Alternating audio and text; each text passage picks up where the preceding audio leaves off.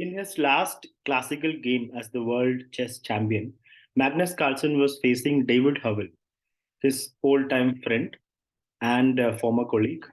Howell was working for Carlsen's team in various championships and tournaments. The game started with e4, e5, knight f3, knight c6, and bishop b5, the Ruy Lopez. Magnus Carlsen goes a6, bishop a4, and knight f6. Castles, bishop e7. So this is the main line of Ruy Lopez, rook e1, b5, and castles. c3. So Howell is basically inviting Magnus to go for the martial attack, which is with b5. Magnus goes for the martial. Martial is considered a little bit drawish at the top level. Even though it's very tactical, it somehow peters out to a draw.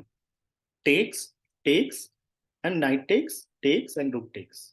Here, the main way to play the martial is to defend the knight and then play bishop d6, queen h4, after g3, queen h3, and then bishop f5, rook e8, and the game goes on.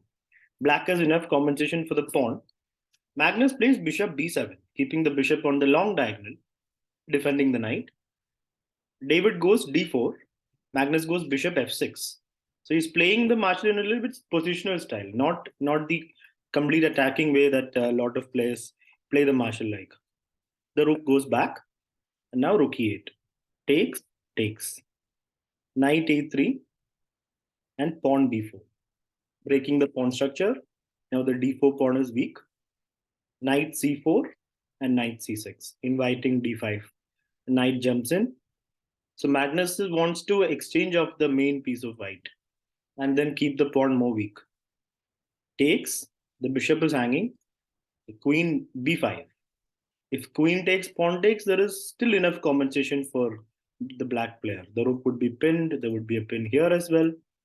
So David goes for queen c2. And now the pawn falls. Knight takes, queen takes. Of course, white cannot take the pawn because of mate over here. So David goes for bishop e3. And Magnus just plays h6. Queen takes c7 is also just an exchange. So material is now completely equal. Queen takes, bishop takes. Rook b1, bishop e5. Now queen c2 and rook d8. Here it is a bit confusing in these kind of positions whether to play g3 or h3. You want to make space for the king, but because there's a dark squared bishop, is h3 the correct option or is g3 the correct option? G3 will weaken the king a bit more on these squares. So here David Howell goes for h3, even though there is still back rank problem. The h2 square is covered, but it makes space at some point for the king. You can play g3 and h4 now. So queen d3 was played. Magnus wants to exchange of the queens. Takes, and rook d8. Rook e1. Pawn f5. There is very small advantage for black to work with. When he's got some space, a better rook and a better bishop. Not much, very few pieces. So David goes g3, and now king f7, king g2, and bishop f6. So here in this position, after f5, you can't play bishop takes h6. You might think there is a way to win a pawn, but not quite. If you play bishop takes h6, then just bishop c3, attacking the rook. And the rook is defending the bishop, and then you pick up the bishop.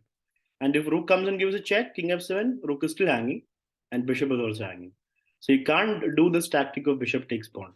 So that's why g3, king f7, and still you can't go bishop takes pawn because of bishop c3. Now he plays bishop f6, pawn g4. Howell just wants to exchange of more pawns. King g6, rook c1, rook a3, attacking the pawn, rook c2. a5, bishop attacks the rook moves back. King f3, h5, asking white to take, and king takes back. King is slightly more active, but of course the rook can push it back. And you can't really block because of bishop b2. So rook check, king moves, and the rook goes back, defending the pawn. So even though Magnus is great at creating counterplay out of nothing, here there is absolutely nothing to work with. So he goes for h4, just gaining some more space. King g2, king f5, king f3. So David is repeating. King e6, bishop e3, and king f5. So Magnus is also repeating. And then king e6, and after rook c2, king f5, it became a draw by repetition.